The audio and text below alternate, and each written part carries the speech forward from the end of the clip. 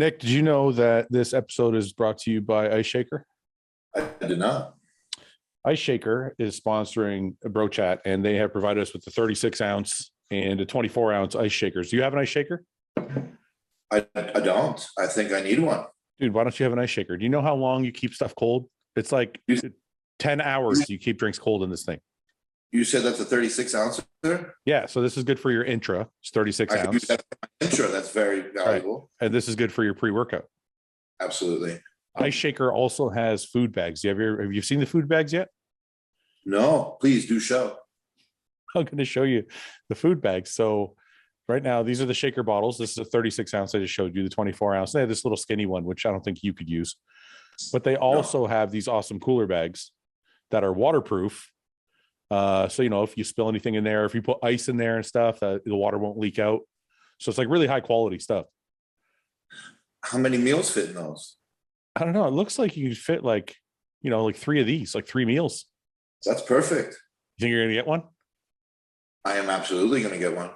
Well, if you guys want to get one, use code RBP at iceshaker.com and get 20% off your whole order. Nick, use code RBP, get 20% off your order. I sure will.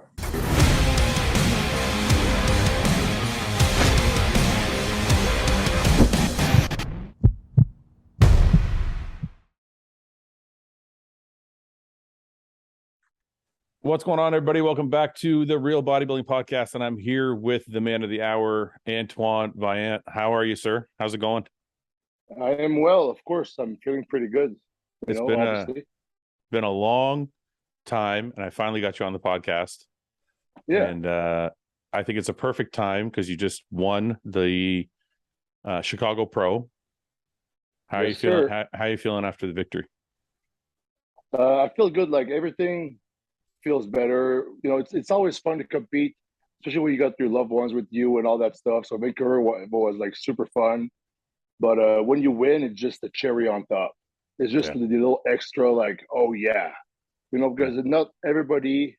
Like we have to realize that if you win a pro show, like there's people competing their whole life, they'll never turn pro. Then there's people turning pro, they'll never win a show.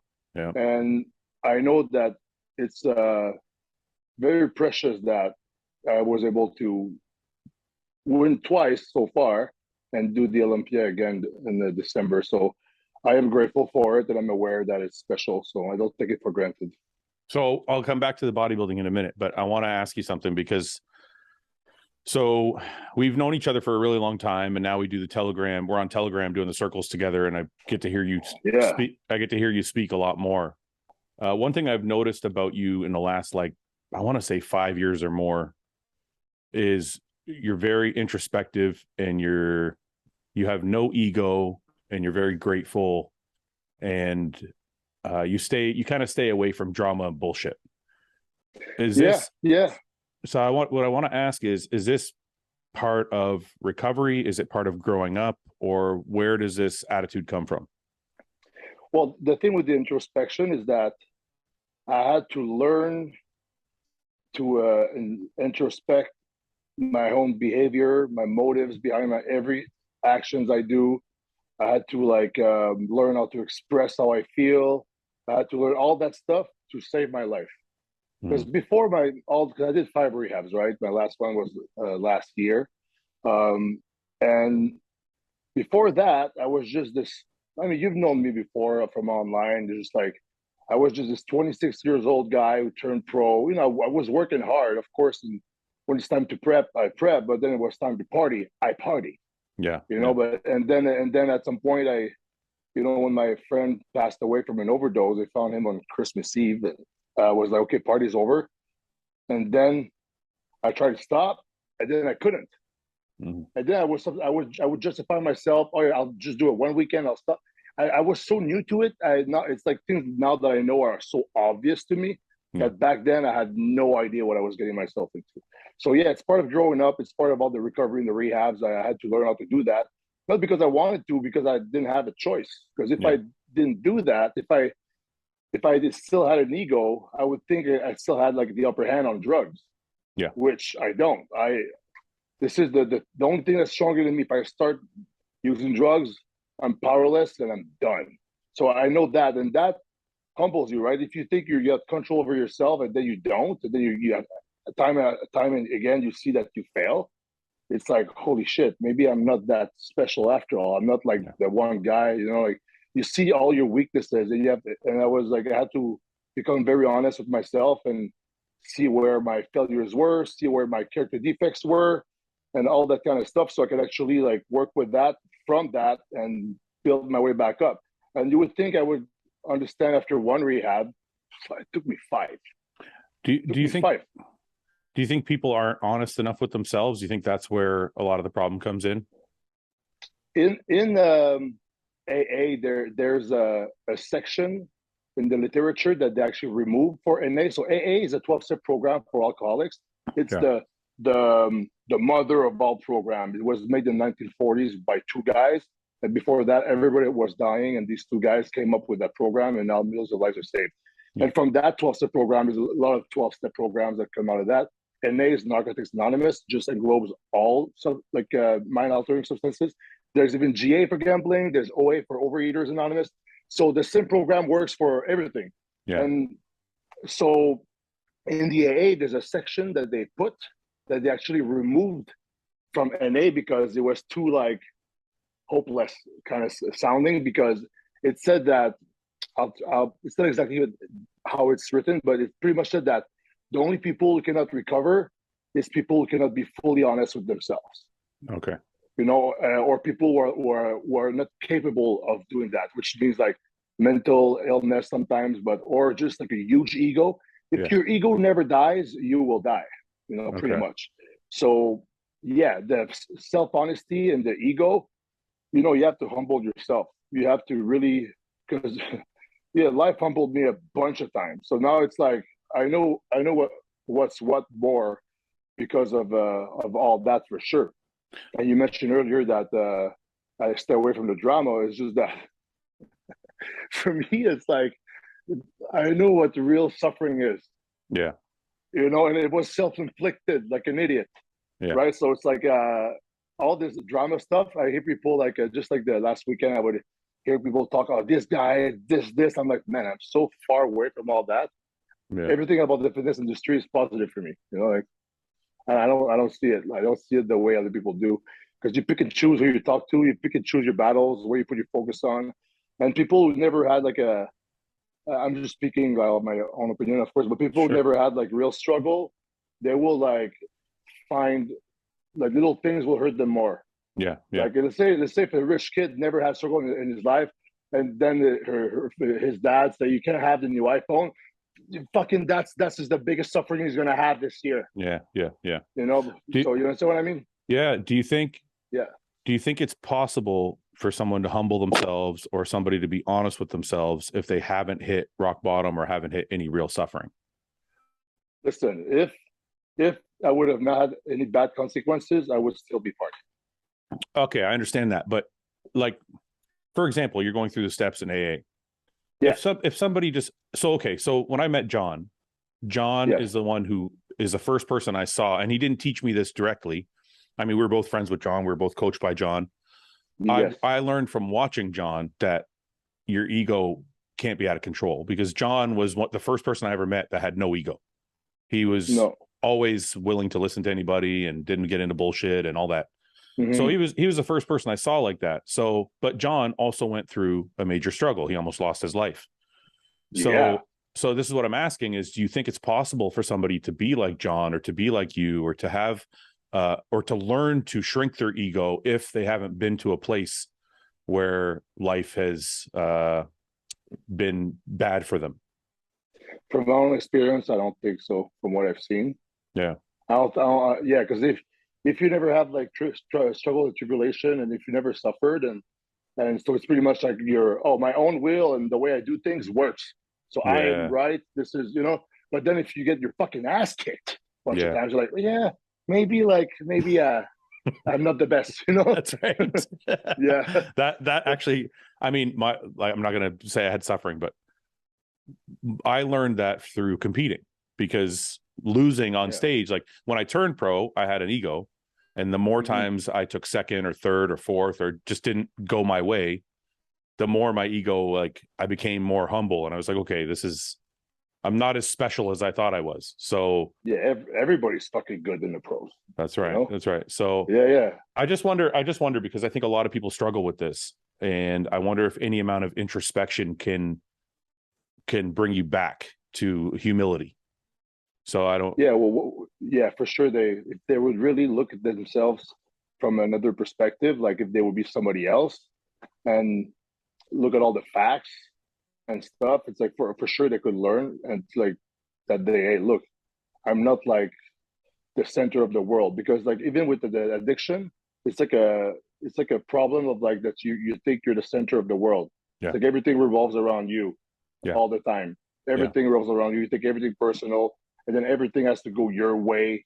But you don't have to be an addict to be like that. There's people without any problems, they're like that all the time. You know, it's just wrong thinking. But unless they have really bad consequences, like why would they change? Sure. Yeah, you're right. Yeah. So we'll come back to that part. I just want to add. So I want to fast forward to this year.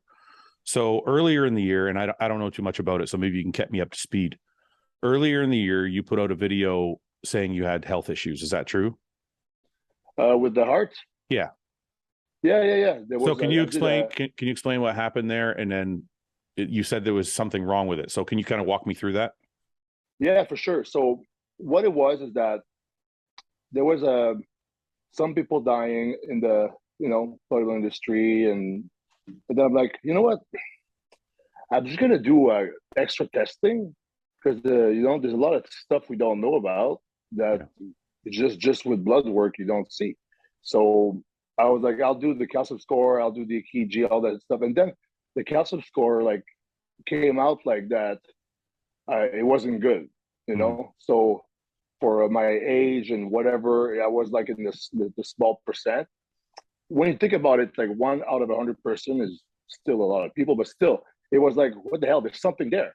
Yeah. So what I did, and I didn't know anything at the time. I was like, so I didn't know, like, can I still compete? This, that, I don't know. Is it still possible?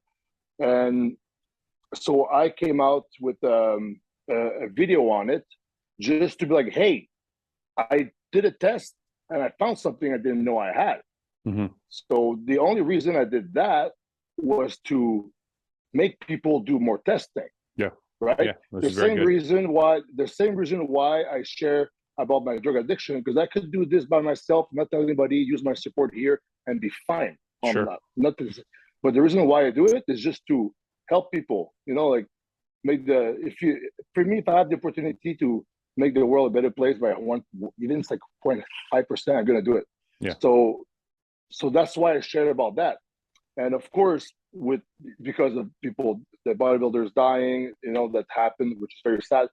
Like everybody just fucking freaked out, jump on board, and they they didn't. They're not doctors, right? They didn't know. Like I myself didn't know, but then I teamed up with Dr. Dorian Jackson, and I talked to. We have a friend in common, by the way, who has the same thing as me for years, and he still competed, retired now. But so I was like, okay, well, I would love to. In my head, I was like, I just want to compete again. It's like, is it possible? So let's fix what needs to be fixed. And then I did blood work every 4 weeks since December, and the last bouts of prep every 2 weeks. Okay. Even near the show, like to see what's doing what and what's up.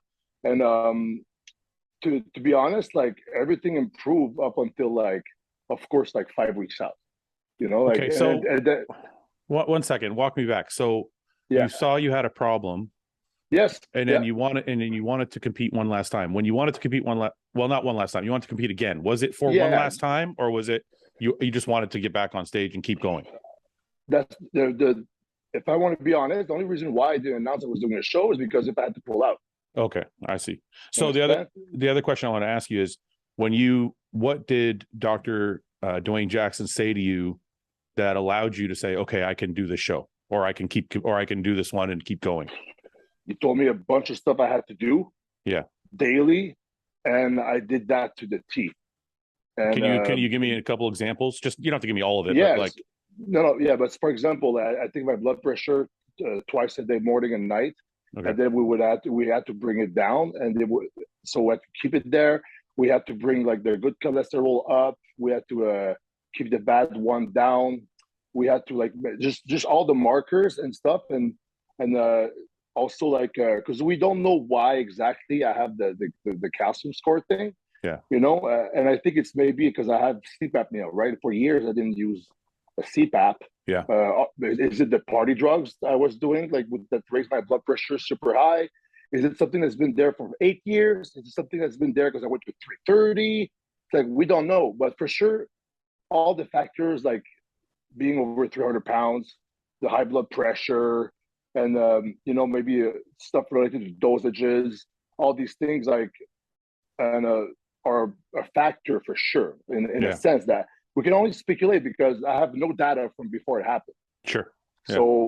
So now I have all this data from there, and to be honest, like I was like, okay, well, I want to compete again. Okay, but you'll have to use just this amount, whatever, and not do this, not do that, and I was like, okay, fuck, am I still going to be good? Then Dorian was like, you see, you're just going to be your best prep ever. You'll see, because people think like we always hear that, right? The more shit you take, the better you'll be.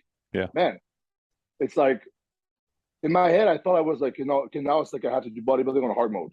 It's like pretty much like I take less shit, but on hard mode. You know what I mean? Yeah. So it's a video game on hard mode. Yeah, you have less perks and less items in your story. But man, I did it. I fucking was in my best condition ever. I hate to keep veering off, but so many questions keep coming up. So yeah. When you saw the high blood pressure, obviously it's related to a multitude of factors. Yeah. Were you on a blood pressure medication, and what were some of the things that Dwayne Jackson said that you had to do to kind of bring it down? So as soon as we started working together, I did 15 minutes of fasted cardio every morning and 10 minutes step meal before the workout. And the step meal is just to keep my heart rate up and warm up, and the long fasted is just for health and things like that. And sure. So there was that, like since December, I did every day. I'm doing cardio. The only time I didn't do it is near the show. I reduced. Yeah. It's funny, right? Because we got to pull back. But I'm doing more cardio off season than in prep. Okay. And the yoga stuff for sure, and the blood pressure medication. I was on the telmisartan. Yeah. And I'm still on it. And so that I was already taking that, but there was a lot of stuff like maybe like the sodium. I increased my water. There's a bunch of supplements you can take, like K2, tokinals,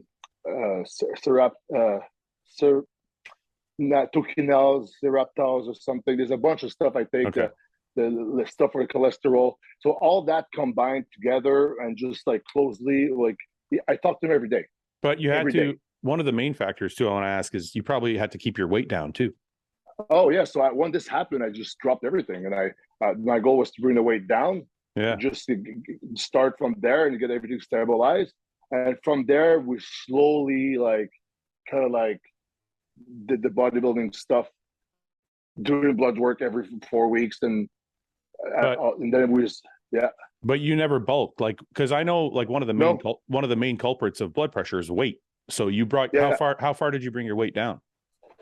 Online, I was saying I was downsizing to like 236. No, I was always 280 pounds. You were 280. I was 270, 280 pounds. Yeah. Well, yeah. But for me, that's light. You know, like I know it is. At 280 pounds, my blood pressure was in the 110s. You know, oh, okay. What I mean? Okay. Because my body is made to, like, if I eat what I want, I'll be 300. Yeah. It's I don't force feed to go to 300 anymore. I go there by accident. Yeah. So I brought my weight down as much as possible. I think the lowest I went was actually the low 270s, like just off like everything, and little pudgy in the lower back, just like you know, if you look at my content, you can you notice, right, that less shoulders, chest is gone.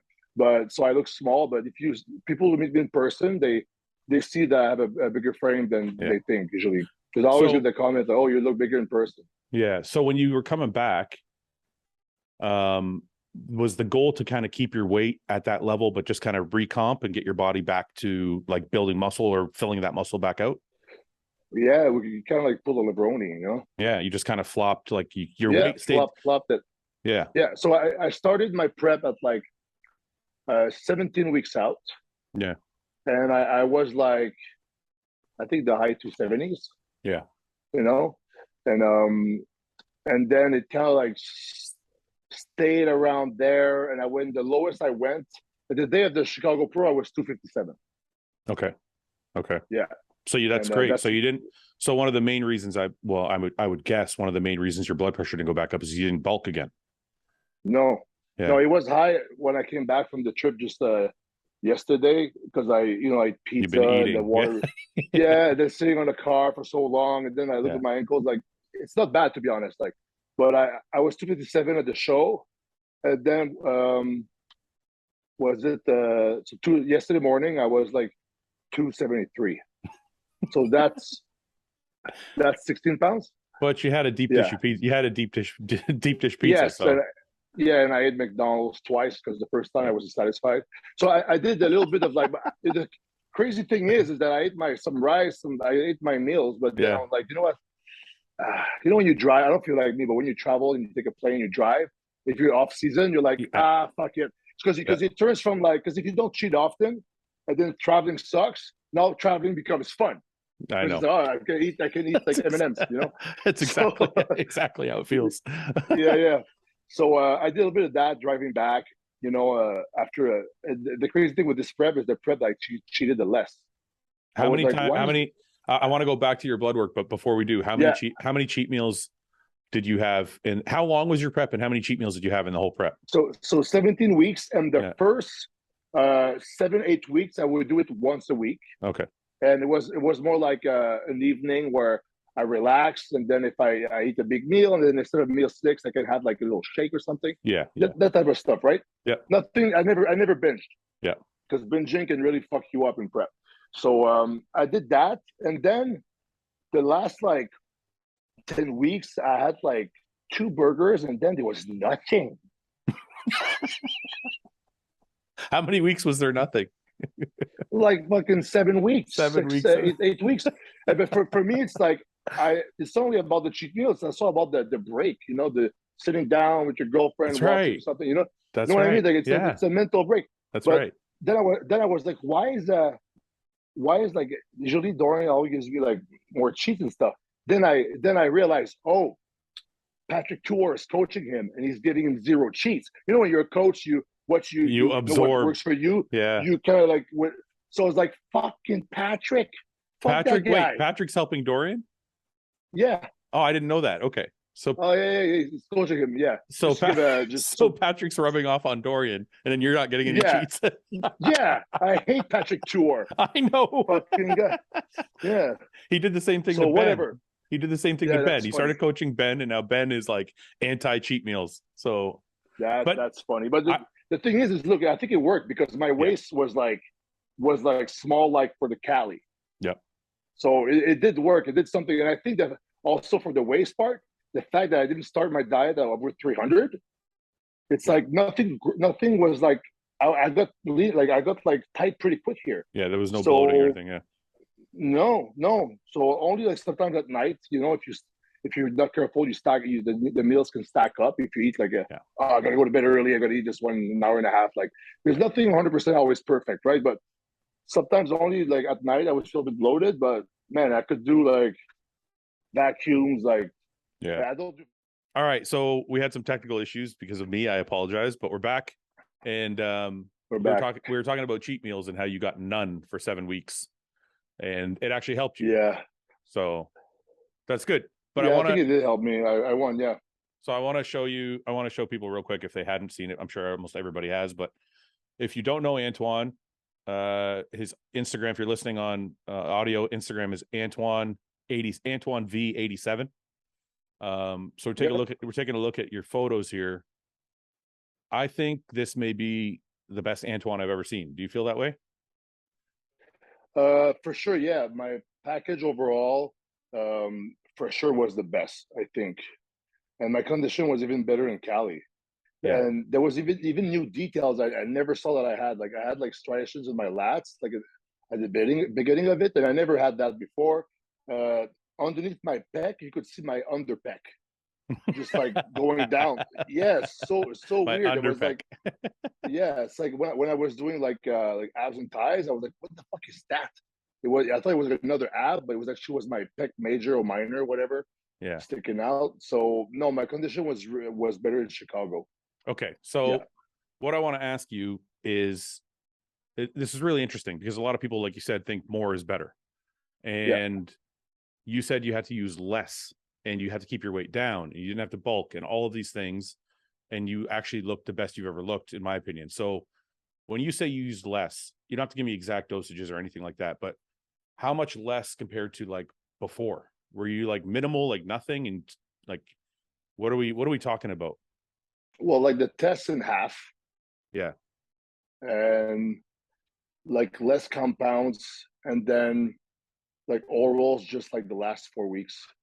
So has it kind of like opened your eyes to a new way to do it? Yeah, and to be honest, like Dwayne said, I promise you this will be the best prep we've ever had. Yeah. And I'm like, yeah, okay. But the thing is, it was easy until for like 4 weeks out. Yeah. You know, and usually like it's hard, like kind of like the whole time almost. And I wonder if it's the body is like just processing all this shit, you know, and my diet was like way better now. My diet, it was like a balanced diet with fiber, fruits, and fats, way more fats now than before. Yeah. And before it was mostly like a little bit of fat, just carb rotation, you know. Yeah, yeah. And but now I had like fats at every meal, and I had carbs at every meal. Yeah. I never went to like, and I had like a fiber, like a tablespoon of chia seeds, tablespoon of either kidney stuff or a daily cleanse. And I had the ProBioFit by ATP. It's like food for the gut, whatever. Yeah, yeah. So I had a total of 40 grams of fiber per day, every day. So Dorian was doing your diet. Now all these changes, because you haven't changed coaches, but Dorian obviously has learned a lot more. So did anybody else have any input? Like was like Dwayne Jackson have input to your diet, or did Dorian just kind of try something different? No. So Dwayne Jackson had as the final say for everything now.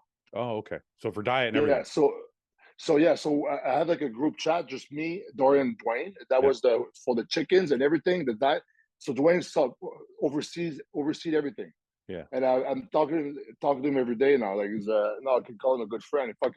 He saved my life down the line probably and saved my career. So I would, yeah. Has Dwayne coached anybody, or is he not necessarily looking at you as a bodybuilding eye, but more as like a health advisor? Like, what is the role he's playing? So he's like a health expert. He's a doctor, right? And he competed before. Yeah. And we can relate on a lot of things being him. So he understands the whole thing, right? Okay. And he just knows, fuck, this guy is so smart. There's something wrong with him. So Dorian's giving you the bodybuilding, like what he thinks you should do, but then Dwayne is saying, but for health wise, let's add this. This is not whatever. Okay. They work together, and sometimes they would call each other. Yeah. To just figure out something, and then we send me the plan. But then I'm like, man, I should have done that years ago. Yeah. Everybody should have a fucking Dwayne Jackson overseeing everything, because he has the education and experience, and he understands the sport. Sure. So I'm like, then in my head, I'm like, wow, I would Dorian, I trust 100%. I think he's the best coach in my opinion. Yeah. And but if I wasn't coached by Dorian, coached by somebody else, I'd be like, wait a minute, why would I trust this guy? Like I would, now that I've experienced what it's like to have a health expert, a doctor like that along the prep, I would never do it without one. And if I could have changed in the past, I would have always dieted with a coach that has your health in first, like Dorian always has that. And then he had a doctor who oversees everything. Yeah. The doctor knows about that stuff. Because the thing with doctors is that they learn at school shit, but they don't know all the stuff that we do. That's right. But they have access to all the studies, though. That's right. Because doctors have access to all studies we don't have access to.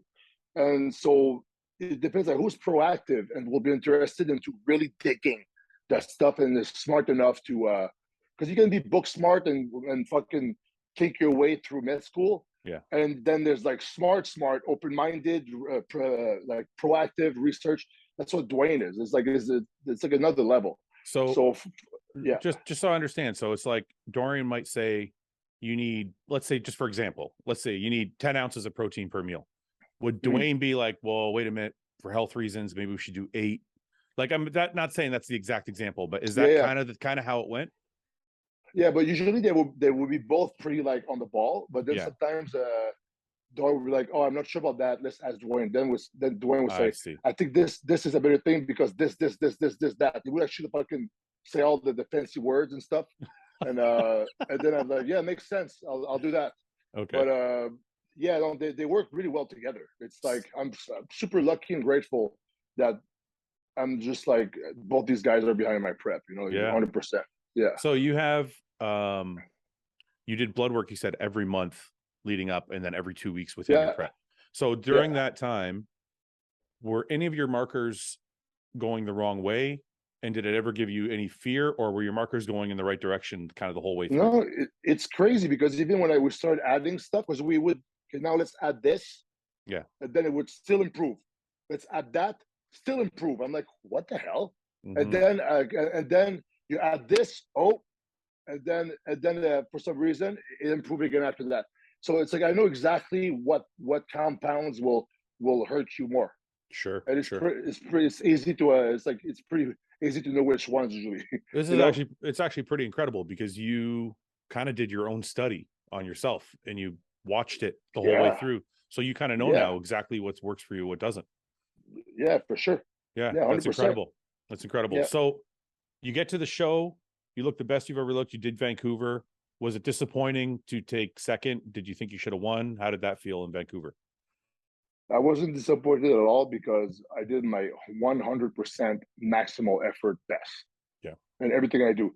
And going against Iain, of course, you're like, you go back and forth. Can I beat him? Oh, he's fucking good. Top 7 in the world. Then you go back and forth. Yeah, everybody's beatable. He's not Ronnie Coleman. Yeah. And then you're like, oh, sometimes you go back like, am I fighting for second place? So you go back and forth, right? It's like prep. You doubt yourself sometimes. Even Chicago Pro backstage pumping up. I feel a little bit flat, because I was so fucking dry. Yeah. And I look at all these guys, I'm like pumping up. I'm like, man, like, am I like, I feel small, And then on stage, whatever happened. But like, but no, going against Iain when I got second place, I wasn't angry at all. Yeah. And the thing is, with just the energy and the crowd and the vibe and the feedback, I'm like, they were saying like it was close in the morning, and that's not just opinion, that's the judges' scorecard too. So with that, I'm like, wait a minute. So he's like 7th in the world. He came in like in a really good package. He says it's like his best combination that he had. So I'm right in the mix in my head, right? Yeah. At that show I was, in my head. Yeah. So I wasn't disappointed at all. Because the thing is, if you're afraid of losing, don't compete. Yeah, true. Like, don't compete. Sometimes people won't compete because they're afraid of failure. True. Yeah, you can't be afraid of failure and compete. Everybody loses. Ronnie lost. Yeah. Jay lost many times. We all lose. Like Phil Heath lost. Yeah. So it's like people get butthurt when they lose. Like, are you butthurt because you didn't do your best? Yeah. Yeah. There's a few times I was really disappointed losing. Yeah. It's when I was younger, it's because I didn't do my best. True. I knew where I fucked up. Exactly where I fucked up. I knew what I did wrong. And now then you feel bad. But if you did everything right, you give you 100%, and then you get second place, you're like, I was so close. But the thing is, you can't be mad at yourself. You can't be mad at the judges. That's their job. They're gonna judge you. Why are you doing bodybuilding then? Yeah. Go do a race that you'll know clear cut if you win or lose, right? It's almost like, because I've said that exact same thing before. The only time you feel good about yourself is when you can put your head down on the pillow at night and know that you did every single thing possible that day and the day before and all the way leading up to the show. So I think it's almost like when people are upset, they're really mad at themselves, but they don't know how to direct it. They need to channel it somewhere. So they channel it to the judges or they channel it to the other competitor, because I'm almost exactly the same as you in that when I lost, but I did everything I could do, I was okay with it. Yeah. But when I lost and I know I kind of fucked around or I didn't eat all my meals on time or whatever it was, I was upset in a different type of way. So so you're right. Mad at yourself. Yeah, you're mad at yourself, but I don't think people like being mad at themselves. So they Yeah, and point a finger somewhere else. Yeah, we talked about ego earlier. Sometimes their self-worth and ego will be attached to like their performance. So then they get hurt. Their ego gets hurt, and it's like can't be because of me. Right. Has to be. I go Rob, this, that, like. Yeah. So for me, no, it's never like that, man. Like, and the thing is, like, if we rewind a little bit, I said I just want to compete again. Is it possible, right? Yeah. And then and just you want to rewind even more. 2016, 17, I was homeless though. Yeah.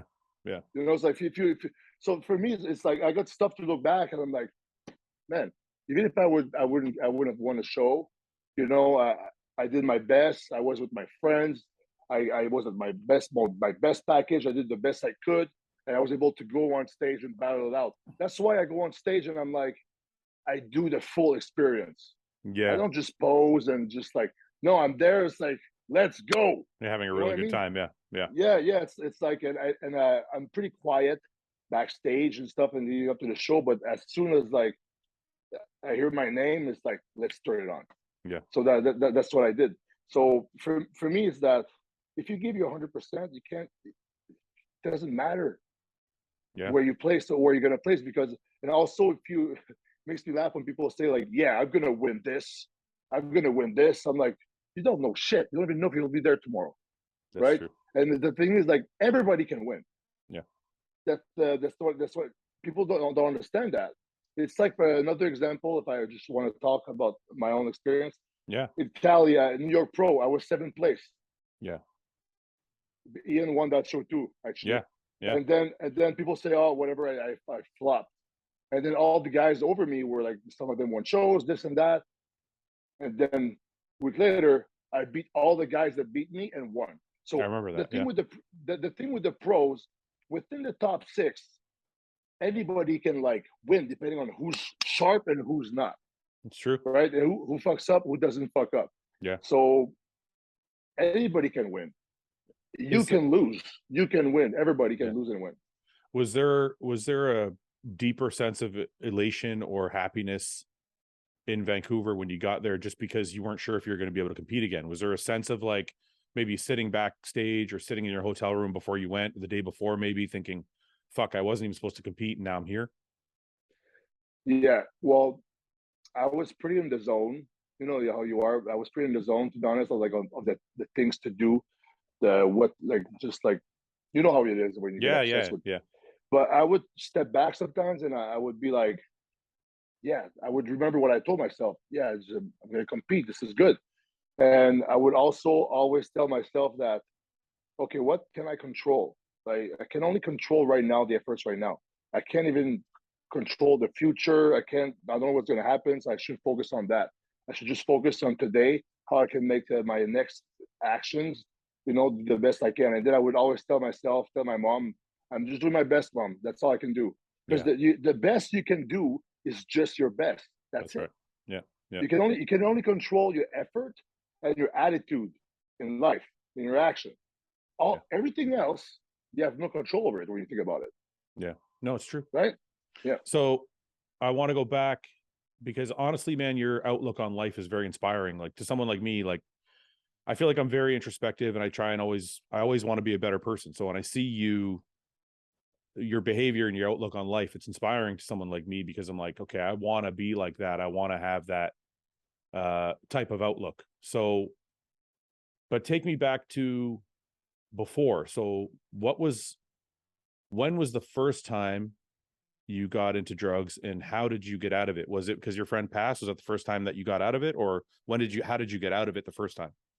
So I always knew that me using drugs was like kind of like I'll keep it casual. It's temporary anyways. Yeah. But then what happened is that when I won my pro card, back then I would party, but like off season, like once a month, every 2 weeks, still like too much and extreme. Like when I would go hard. Yeah. But then I could stop when it's time to prep. I could start when it's time to prep, I could control it. And then I turned pro, and just before that, I had like a really bad breakup from a bad relationship. And 3 weeks out, I just, you know what, I'll just quit my gym job. I bought a car, and I broke up, right? And then I was like, I'm just going to do a full-time bodybuilding for the show. And because I was already sponsored by Universal back then, so I had money coming in. I was just working at the gym because it's like, I got to work and do stuff, right? So, but then I stopped that. So after, when I won, big mistake, I was like, you know what? I went through a little bit of struggle there with a breakup, this, that. And I won. I did all my meals, my cardio. I deserved to party. In my head, I was entitled to now I'm going to reward myself with a good time. And what was a good time for me back then?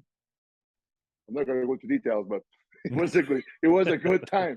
But so then what happens is that now that I don't have a schedule anymore, I can party whenever I want. Yeah. Because my money's coming in from doing videos and content, back then already.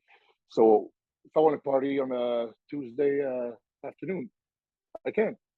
And then the thing is, like, who parties on a Tuesday afternoon? I want to party with people. I'm not doing drugs alone, right? So who parties on a Tuesday afternoon? Give me some examples. Give me an example. Well, I don't know. Nobody. Who do you think? Well, druggies. No, there's guys who are fucking junkies. Yeah. So the drug dealers. Yeah. Strippers, escorts. That's right. Criminals.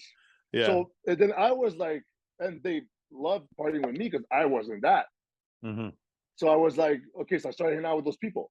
Yeah. These people are crazy like me, So I had I started hanging out with the wrong bunch, and because I would do it like whenever I want, and then quickly, if my definition of fun and pleasure is an instant reward with drugs and whatever, I would do it more often. Why would I just do it on the weekend if I can do it in the week? Yeah. So then it started becoming like, I would do it pretty much all the time. Then I was like, oh fuck, that's too much. I stopped. I would do 3 weeks back in training. I would gain some muscle back because of my genetics, and then I would like, okay, now I can do one weekend. I can reward myself one weekend, and then one weekend would be like 10 days. I could never do it one weekend. It was always more. Why would I stop now? After 48 hours, I start hitting my peak. You know what I mean? Yeah. So that went downhill pretty bad, and even though through all that, I knew that if I wanted to stop, I could in my head, right? Yeah. Because I was kind of doing that, but I wasn't really self-aware of all this shit yet. But when my friend died, I'm like, you know what? I gotta go back to because last thing he told me, he had like a poster of me on the wall because I had some from the magazines or whatever. They said, "What are you doing, man? Party like doing drugs like that with us? Like you should go back to that." He pointed a picture on the wall. You should go back to that. That's your bodybuilding. Go stop fucking around. Yeah. Then I was like, yeah, I'll do it. But like you need to I was focused on him a lot because he was like going through shit. Yeah. And then he left 1 day, 2 days, 3 days. Usually he comes around 3 days, we don't hear him back. He comes back 4 days, 5 days, and on the 6th day, they found him dead on Christmas Eve. So then I was like, man, I think parties are maybe party's over now for me. My fucking friend died. Well, I called him a friend, but it's like, it's just people I hung out with back then. Party friend. Yeah, but in my head, we were friends, back then. But now looking back, it's like, as soon as I stopped doing drugs, all the people I was doing drugs with, they're party friends. They're gone, yeah. Yeah. So then I was like, I even did a video back then where on YouTube, January 5th, 2015, where I said that why I was away, whatever. Then I kind of insinuated that I had a problem with drugs. And then I was like, I'm coming back. And then 2 weeks later, I used drugs again. Then I was like, well, I said I would never use it again. Because back then I was like, I'll just stop and I'll control myself later, whatever. And I would do it on a weekend. I would go on a bender. But now it was the first time I said I'll never use drugs again. Yeah. And then 2 weeks later I did, after my friend died. Yeah, yeah. And then I was like, oh, that's weird. And then I just stopped again. And then the crazy thing now is that every time I use drugs after that, there was a sense of guilt every time I did. So I kind of ruined for myself by doing that. The party, I mean. because now I had to do more. I had to like avoid that feeling too, the guilt and shame. Yeah. And then I kind of moved to Toronto, you know, and stuff. And I thought the problem was Montreal. Like, oh, it's Montreal. Yeah. And then I went to Toronto.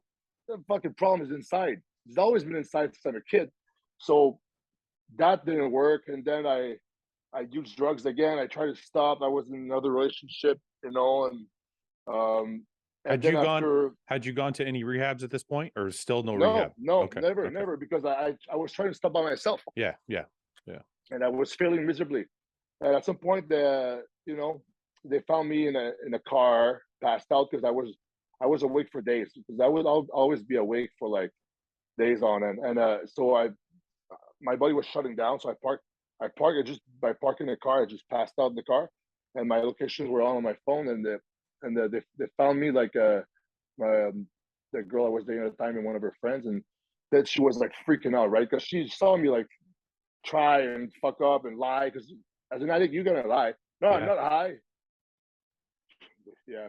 And then imagine you look at the person that you're supposed to like respect, and then you say, I swear on my life I'm not high. And then you are. Yeah. Inside you're just twisting with fucking guilt and shame. It was terrible. And so she said, you gotta go to rehab. You're too far. You gotta go to rehab. And then I was like, I took a moment, and I'm like, I did the math of me trying by myself, my friend dying, me to try and stop. And then I'm like, all right, fuck, I don't know what else to do. Yeah. Because I wanted to stop. I wanted, and of course, the part of me that didn't want to. But I was just going to ask, did you really want to stop, or did you just think you should stop? No, I did. Okay. I did, because if I didn't, it would have not worked. Yeah. But you go back and forth, right? Yeah, that's why it's a daily thing. Like even now, if I did nothing for recovery, if I just didn't care, did whatever I wanted, did my own will, it would be dangerous at some point. Okay. But I'm on top of it all the time. Right? Sure. I just know myself now. So going back to the first rehab there. So I was like, you know what? By myself, I couldn't do it. So yeah. And the thing with me is I'm open-minded, right? And from the get-go. So I'm like, whatever, let's try this fucking shit out. I don't know what else to do. Like I keep like lying and just like using drugs and losing my gains and stuff, and not doing my commitment to like my job and my bodybuilding. And because when I was doing drugs, the last thing I wanted to do is train or sleep. So it doesn't matter. I'm not a functioning addict or alcoholic. Yeah. Some people can just do drugs and drink and they work, and the opposite. So I went there for 6 days. After 45, I'm like, man, I think I'm good. And then came out. I was a Toronto pro. It was with Dorian and the guys. Everything was good. And then as soon as I was by myself for 2 minutes, the door closes. She leaves for 2 minutes. I was like, oh, if I wanted to do drugs, I could do it right now and get away with it. And then the obsession kicked, and I just fucking do 3 days after rehab. How long were you in rehab? How long was it? 45 days. 45 days. Oh, you went for 45 days. Yeah. And 3 days after 2 months. Yeah. So then 3 days after I relapsed again. And then here we go again. Same thing, lying, hiding, this and that. Yeah. So then I was like, there's my second one, and then it was consequences, breakup. Like nobody wants to be with a fuck up like that, right? I understand. Yeah. You know, so I went to my second rehab. Then I go into rehab. I say, I'm gonna stay 6 months. He said the program is 3 months. I'm gonna do 2 in a row. Okay. So I did. See, the mentality is still there, right?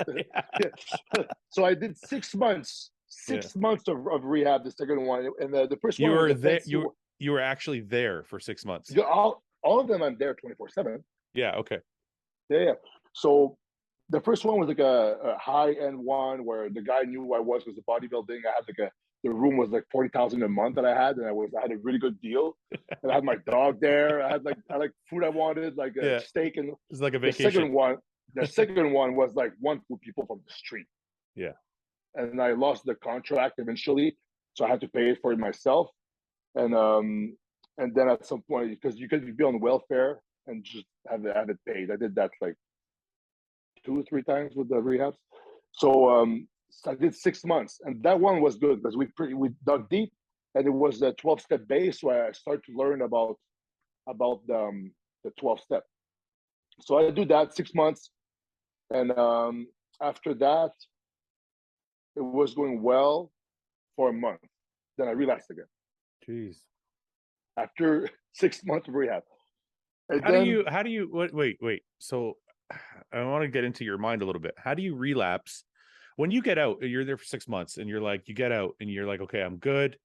So I have a close person in my life that's an addict. So I always I ask him these same questions.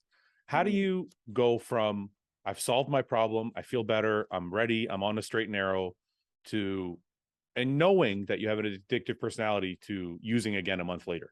How does that happen? Like how does the thought process work? A lot of time for me is that I will let my thinking go into an obsession. Okay. Because you're going to want the drugs. Yeah. Like you're going to crave the drugs like a lot, like that's the point. If you start fantasizing about it, whatever using, whatever, then the obsession kicks in. Yeah. And then when that starts in your brain, it's like you're hardwired. It's like if you look, if you take like a football field with a meter of snow and you always walk to the path of using drugs, the thing is the fucking nice little path. Like, it's like all like step down, flat. There's even pick fences if you want, like fucking lights now. And then there's like the path of not doing it. It's like fucking rough snow. So the brain will always like go towards the easy fix, because if you feel bad and then you can feel good within seconds, your brain registers that. That's how you become addicted. That's you a keep really doing good, that. That's a really good analogy. So you keep doing that. So then the rough path is like hard to do it. Then your brain, as soon as and the thing is, as soon as I would feel an emotion, I remember I used to reward myself for drugs. And if I would be sad or angry, I would do drugs. If it was raining, I would do drugs. If it was sunny, I would do drugs. If it was a birthday, I would do drugs. If it was a Monday, I would do drugs. Any day, ending with a Y, I would do drugs.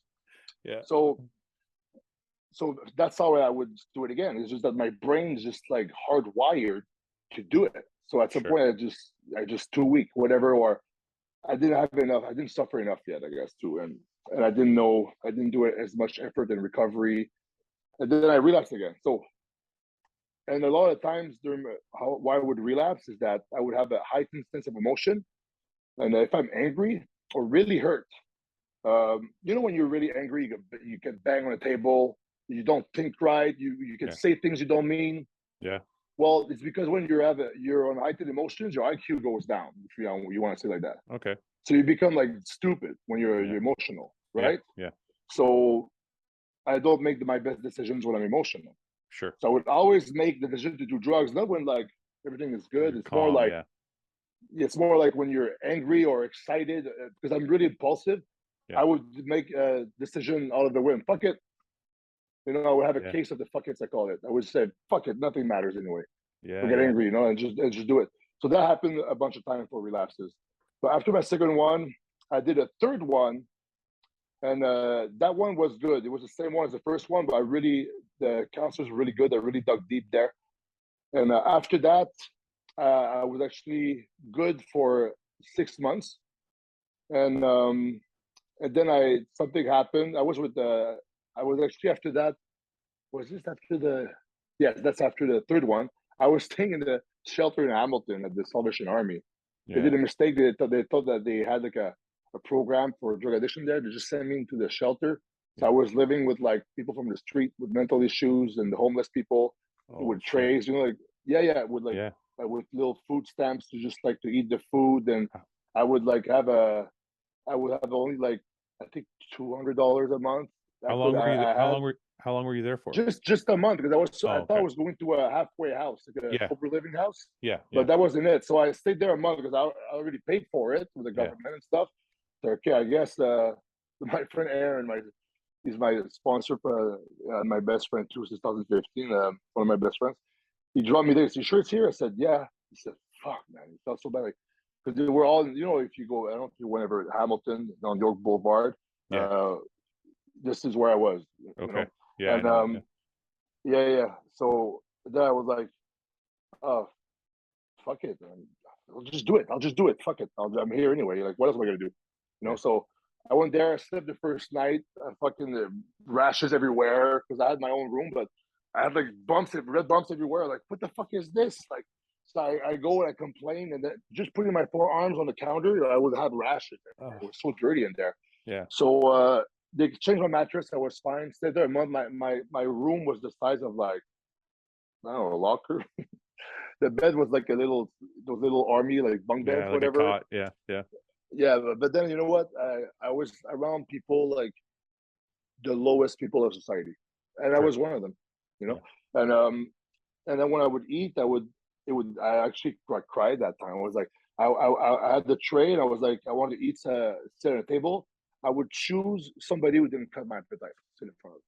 Somebody who didn't what? Cut my appetite, who didn't stink and cut my appetite. But it was that sad. Yeah. So I did a month there. Then I did a sober living house. And then Dorian helped me, and I was staying in the little tree house in the back in Lowville. Remember that? Yeah. So everything was going well, and then I went back to a relationship that I had before in Toronto, and she had her own thing going on, whatever.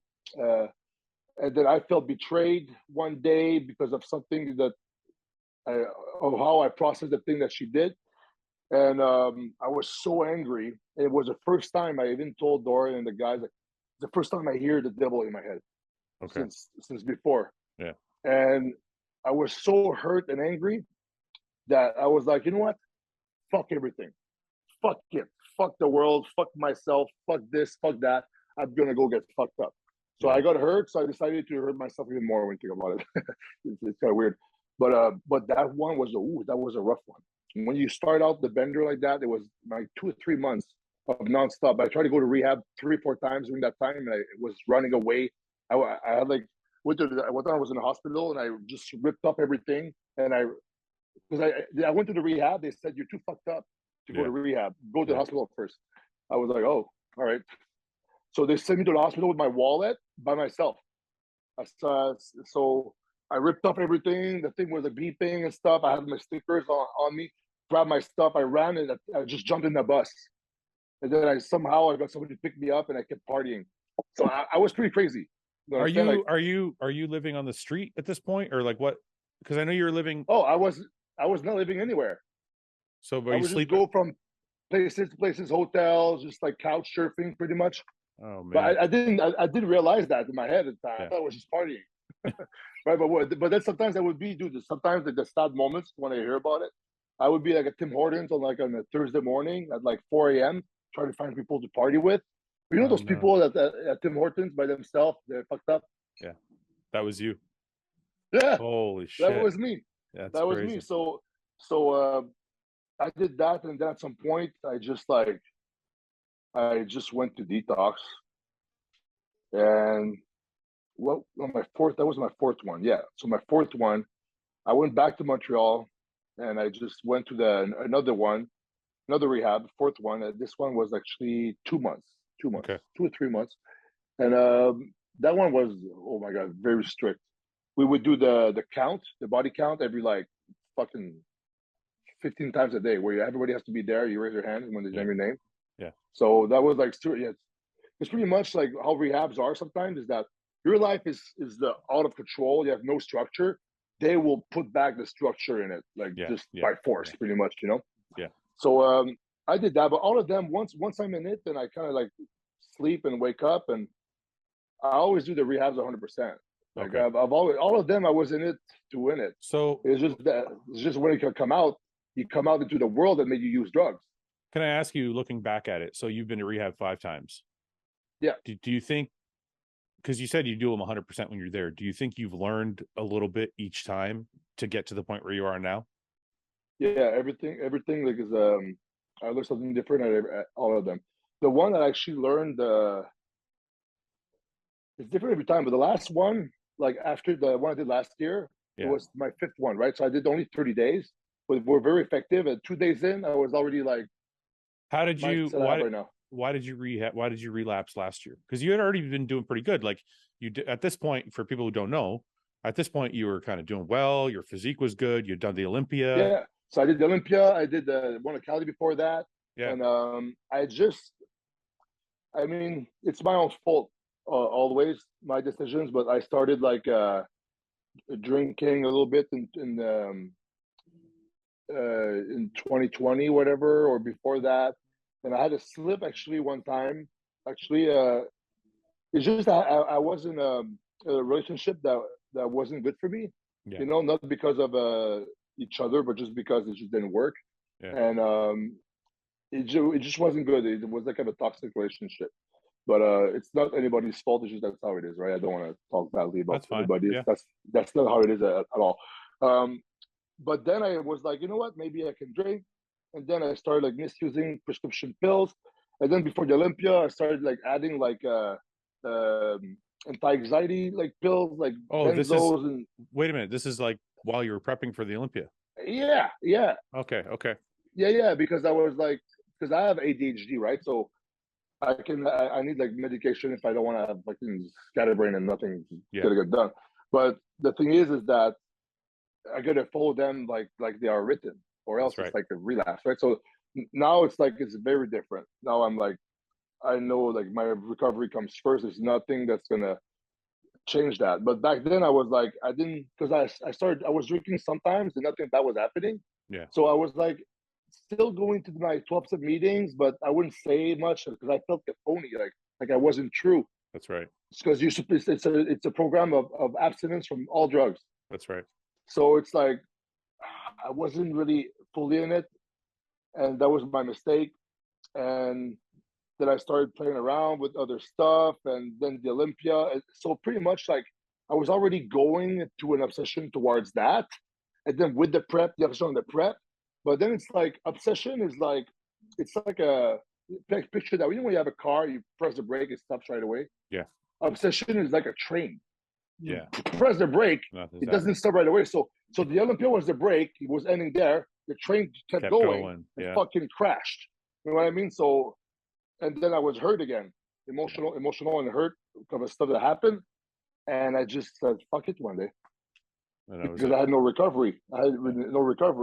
And then as soon as I did it, I was like, I tried to stop after 2 days, and I just pretty much tried to stop for a month and a half.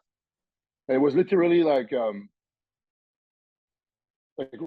was with Rachel and Dorian because everybody knew that I fucked up, right? It's like it's kind of obvious, you know. Who am I going to fool? So I was avoiding everybody at this point, and that's the main sign.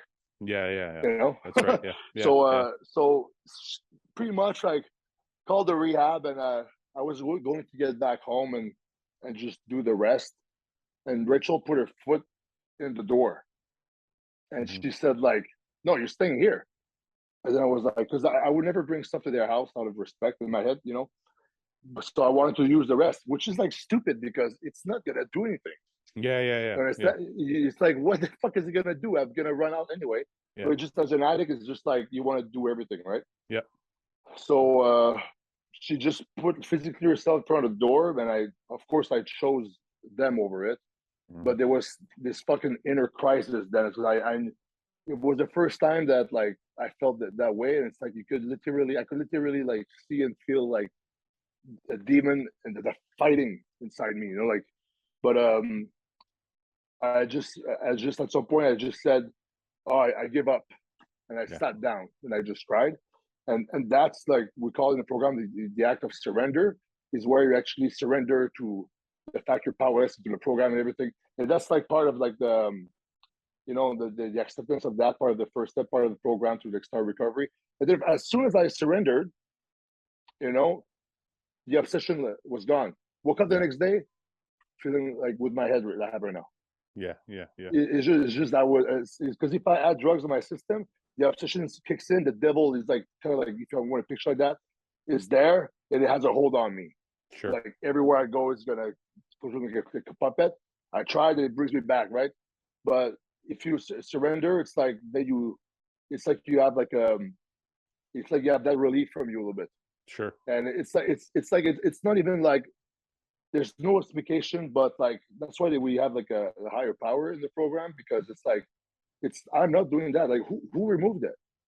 Yeah. Who removed that?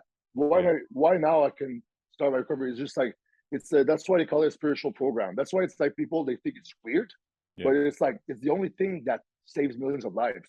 Yeah. And it's a thing that's not even science. Of course, there's like a CBT in it, with the cognitive behavioral therapy. There's stuff mixed in there, but there's a spiritual aspect of it, and that's the secret weapon against addiction. So is this the first? Is this the first time you've gone to recovery and like done all the steps, and like, is this the first time you've gone fully through the recovery process? No, because during the 6 months, I did the 12 step twice. It was 1 week, one step. So I've done it before, but it's just now the mistakes I've done is that, okay, listen, if I stop doing what makes me good, I'm gonna go back to being bad. Okay. So my mistake was that I started drinking, I stopped doing the program, I stopped my recovery. So what do you think happened eventually? If I stop doing that, stop going to meetings, stop the recovery, I'm gonna go back. That's why earlier I said earlier in the podcast, I said that, oh, right now if I just do my own will and I don't take care of myself in my recovery, it's gonna be dangerous down the line.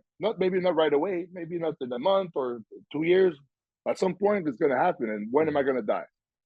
I talked to one recovered addict who told me that one of the 70% success rate came from guys who go to AA meetings. They go 90 meetings in 90 days. They got to go every day. I've done that. After my 5th rehab, I've done that when I for the first time I did that. Yeah. So would you say that an addict who's not using but hasn't done recovery, do they have a good chance of getting past an addict who's not using? Who's not using, they're clean, but they've never gone through the recovery process to actually learn the mental strength and the mental tools they need to keep moving forward. Is that person going to be successful, or like 9 times out of 10 it's going to be bad? You're gambling there. Yeah. Because I think most of the time it doesn't work. Yeah. Like you go to rehab, and I remember one rehab, I think the council got flack for that. He said because everybody was fucking around. He said, you don't understand. Only 2% of you will succeed. Pretty much like the stats are like against us. Yeah. But then in my last rehab, they were saying that too, like people, and it's like, I say, yeah, but what does that 2% do? What do they have in common? Yeah. Right? Yeah. They come out, they do the meetings, they get involved, they do service work, they do recovery fully. Yeah. Yeah. Oh, the 98% comes out, they do whatever. They just go off and do their own thing. So the stats are not against us. It's just like, what are the 2% doing? The work, you have to do the work. Do that. So now that, so I just want to ask, so now that you're out and you've obviously been prepping and you want to show and all that, is this still part of your, it's still part of your daily activity? Like you still go to meetings and you still like are fully immersed in the recovery process? Yeah, well, there's one tonight I'm going to go because I was traveling, I didn't really go, but I went to one right before leaving for Vancouver. Okay. And, I'm always in contact with people in recovery every day. Okay. So that helps. And the thing is, it's also like my surroundings here with like all my friends at the gym, they're not zero party people there. That's right. Some people were, so it's the best environment for me. So you add that plus my recovery part of life, that I do, it's always on my mind. Yeah. And I'm always talking to people about that. So I'm good. Yes, so I'm going to go to one tonight because tomorrow's my birthday. So I might do something, go to dinner or something. I already wished you a happy birthday on Circles, you but did. happy birthday again. Yeah. So I'm sorry we got into like rehab and drugs, but I feel like no, it's good. It's good because talking about it, some people are afraid, but I'm not afraid of who I am because I know like I'm good now. And there's some people out there because when I was like trying by myself, imagine if you're doing that for years. Because I tried by myself for a few months, trying to stop and it didn't work, and I went to rehab. But some people are doing this for years and they're just suffering. And some people use alone, they drink alone, it's it's misery. It's misery. Yeah. It's like despair, right? So they don't even know about this shit, and then they can hear someone talk about it and like, holy fuck, I'm not alone. Yeah. That's part of the program. Like you are never alone anymore once you go into the program. I just feel that's why I'm never afraid of talking about it. Yeah, I mean, I honestly, when I asked you to come on, I didn't want it to be like the main focal point of the podcast, but because I feel like it's such an inspiring story for people. Because I mean, fuck, I knew you in one of those times when you're at your worst. I remember we have a picture together. You came to World Gym one day, and you were like, you keep saying that I was high that day, but I wasn't. No, you're not high. You weren't high, but you were half the size that you because yeah. you must have just been getting out or something. Like I was like, I was struggling. So so like it's really inspiring for me to see that. And then, and if you want the truth, I hope this doesn't sound mean. I was mad at you at that time because I knew the potential you had. I was wasting it because I saw you way back in 2003 and 2, and like, you know, you were the first person to get on YouTube and people knew who you were. And I'm like, man, this guy has all the fucking tools in the world to be at the very, very top. And and I was jealous because I'm like, I don't have those genetics, but if I could have his body and do what I'm doing, I would have been way better. So it was like, it was making me angry. I'm like, this guy has the genetics I want, but he's just throwing them away. So it's like, it's valid. It's valid. So very valid. Yeah. So it's inspiring to see you go from that to actually fulfilling what you're capable of. So before we go, listen, I want to ask you, YouTube, how did you know to do YouTube before everybody else? Because I was already doing videos online and sharing them online through message boards with my friends. Yeah. And the thing is, so before YouTube, you had to find somebody with a server. You had to upload the MPEG file. Then you have to post the link and ask people to right click and download the file on the computer to watch it. Yeah. So I was already doing that. So when YouTube came around, I was like, wait, you can just upload it and people can watch just by clicking? Fuck, that's good. So I started doing that, right? Yeah. So I started doing YouTube, and I never monetized it until like one day your speech was like, you're not monetized? I said, no, I just do this for fun. Dude, monetize your videos. So, all right. And I never really made a big amount of money on YouTube because there was a 5-year span where I was like doing all the rehabs and stuff that I kind of stopped doing it, and everybody started. Yeah. So my channel went like down, but I'm trying to always do a few videos, but I'm gonna, now that I have some good momentum with the show and stuff, I'm gonna get back at it. But there is so YouTube gave me a service. I made my life easier back then with the video. So that's all I started doing. So because it was convenient for me. So all those videos with like hundreds of thousands of views, you didn't monetize any of those? No, because I also use songs, metal songs from bands. Yeah. Also that, because back then there was no money being made. There was no copyright. There was like no copyright.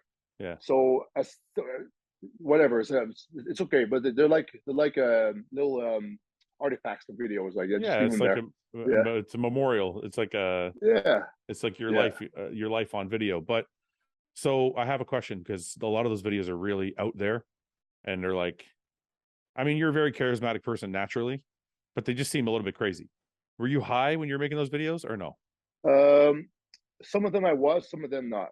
Okay. But to be honest, when I would be high, I would be too weirded out. I was like, it was kind of weird, so I wouldn't really do. Sometimes I would try, but it just wouldn't work. Yeah. I would overanalyze myself. I would start being paranoid or something. But no, there's some of them that I was, like the video in the garage with Juji and stuff. People keep, the video was crazy. I said, yeah. Don't you notice I was drinking beer and eating muffins at the beginning of the workout?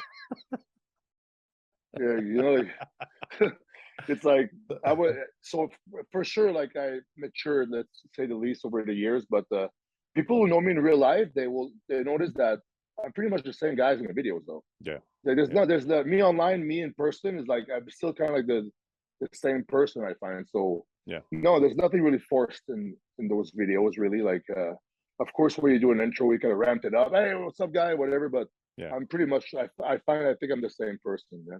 Yeah. So moving forward, you're on your way to the Olympia. Is there anything you're not planning on doing any shows between now and the Olympia, right? No. Okay. So what's the plan for you guys now? You, Dwayne, and Dorian obviously still going to work together. Is the plan now to keep your weight kind of stable, or are you going to go up? Are you going to fluctuate up or down? No, we're going to stabilize the weight right now. And I got my diet yesterday. My blood pressure was a bit higher when I came. I think it's just because of the water and the food, right? So I'm just gonna fix all that up. I got blood work tomorrow morning, and get clear everything out, and which we can do pretty quick because I did it before. And then after that is just like slowly going to the prep of the Olympia. But I'm like 20 weeks away, so I got time, and I'm also want to have like a few weeks where can go on dates with my girlfriend and just do some stuff, because the mental break for me is very important, because once I'm like I'm down, it's like there's no break. It's like I wake, it's like because I did a lot. I was like doing a cardio. I would pose every day, and I would like do the training, and there was a lot for me. I never posed as much as for this. Pretty much posed for like as soon as I came out of rehab, and I started working on my posing. Yeah, pretty much like with the Antoine Vaillant, the posing coach there, and these sessions are fucking hard. Like the two hardest things I would do all week would be the hot yoga and the posing session with the Vaillant. Yeah, so I'd rather do like leg days. You know, one of the things you mentioned was the mental break. A lot of people think the cheat meals are because of food and cravings for food, but for me, I'm kind of like you in some ways. Shut it off. It's nice to just turn your brain off and like actually spend time with your girlfriend or wife or whatever. You know what I mean? Yeah, watch something on TV, just eat something, and not think about like, I can't eat that. Just like being yourself almost. You know, just like sit down and just like be in the moment more. So yeah, for me, it's important to do that. But if it's needed, I won't have any. If Dorian says you won't have any, I won't have any.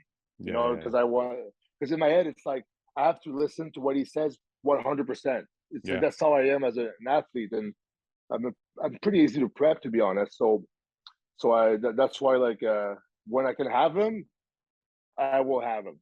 But you didn't always have such an easy time getting in shape. I remember when you turned pro, like part of the reason, like when you turned pro, I think it took you 2 tries or 3 tries to turn pro. How many times? Yeah, so John Meadows turned me pro. Yeah. I tried before that. Jose Raymond was coaching me. Because I remember Jose Raymond got me shredded for the Arnold Amateurs. So am I okay? Correct me if I'm wrong. Maybe I'm mistaken, but I thought the thing for you back then was you always had the physique and you had the muscle, but you couldn't get completely shredded. Is that true or no? I think for that when I won my pro card, I wasn't like shredded at all. Yeah, but I had like the size, right? Yeah. So I think John just wanted me full or something. But the all amateurs, I was like super shredded. That was like 233, and that was a good physique. And then starts the Canadians, like the year after that, I was good, but Mike Johnson, I don't remember, Mike Johnson was just peeled, then Jerome was too. Yeah, Michael Johnson.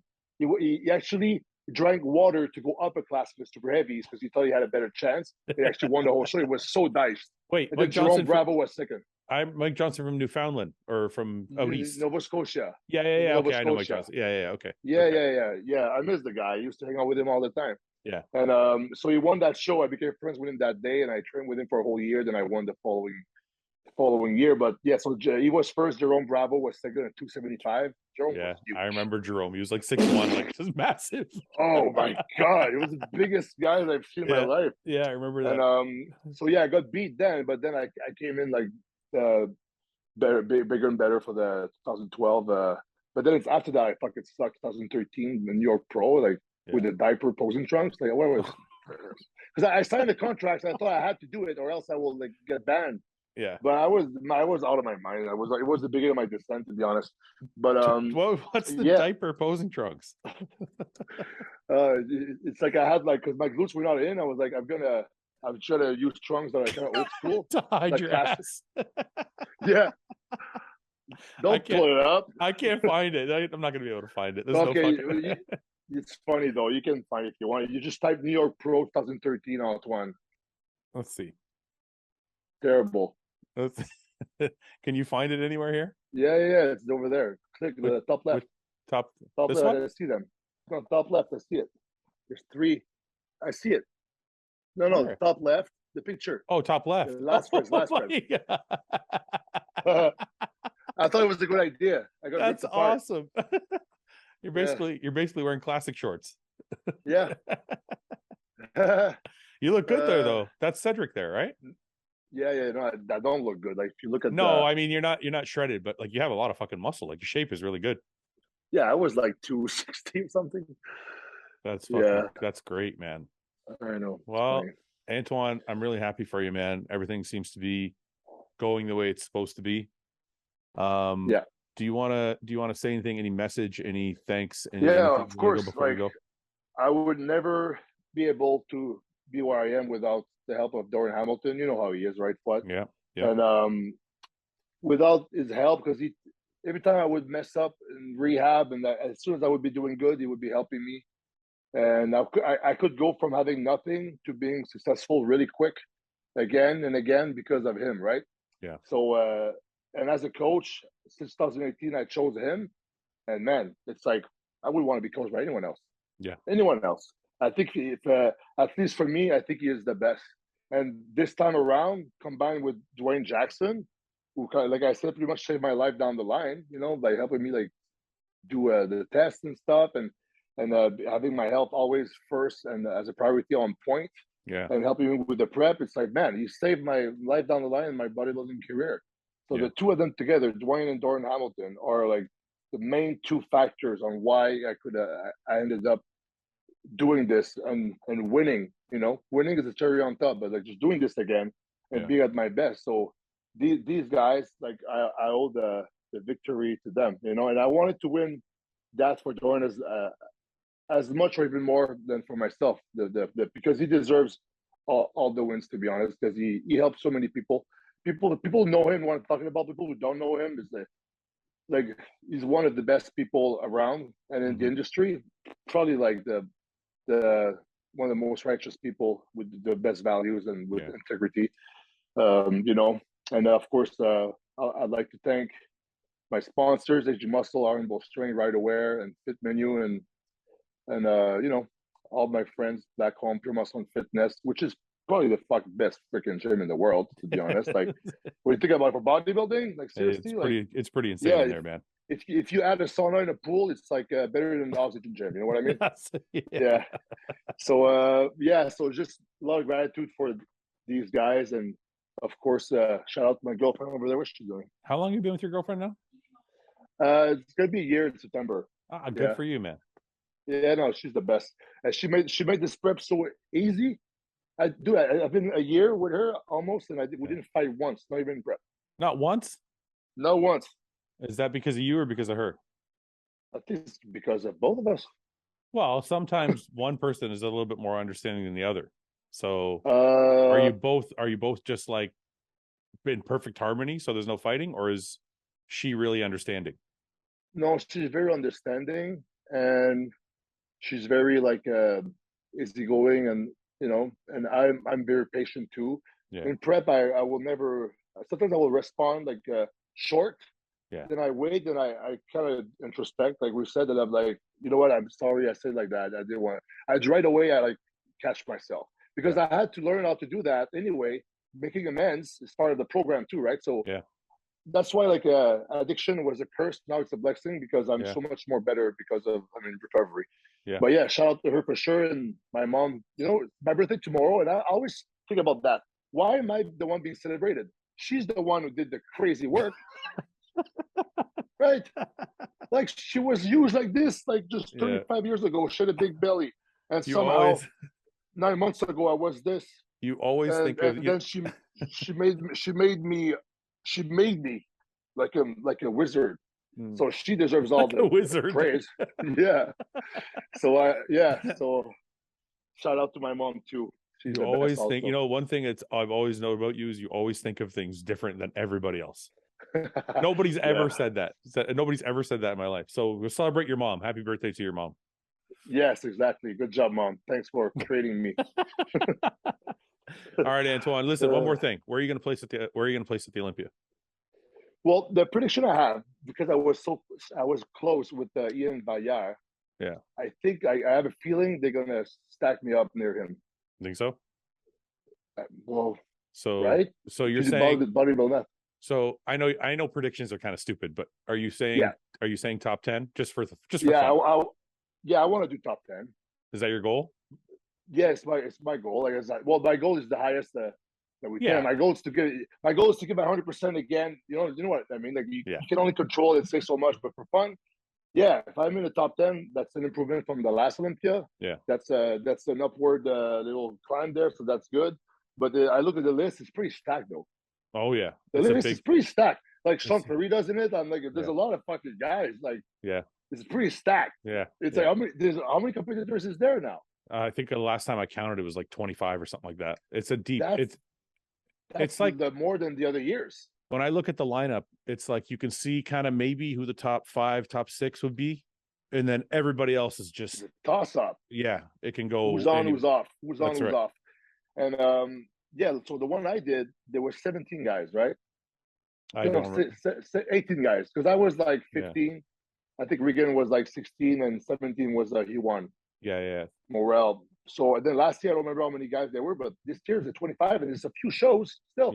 Yeah, I know. This year seems we were talking about that on one of the podcasts. It seems like there's a lot of competitors in each class. There's like 40 or something like that guys in the classic and the physique. And I think by the time the year is done with the men, there's probably going to be 30 guys. Yeah. 30. It's like, back then, the Night of Champions, there was like 30 guys. Yeah. It's going to be like that. It's going to be crazy.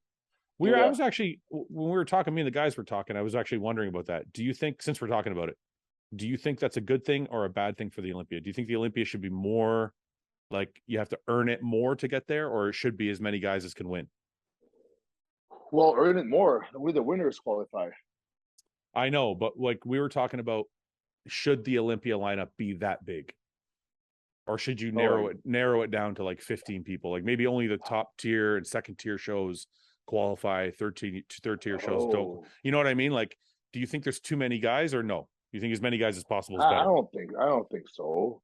Yeah. I don't think so. I think if, like, even if there would be 30 guys, just you do the prejudging, and then some guys will get a fucking last call out. Whatever. I was the last call out last time. Yeah. But last call out when you did it was only 3 call outs. True.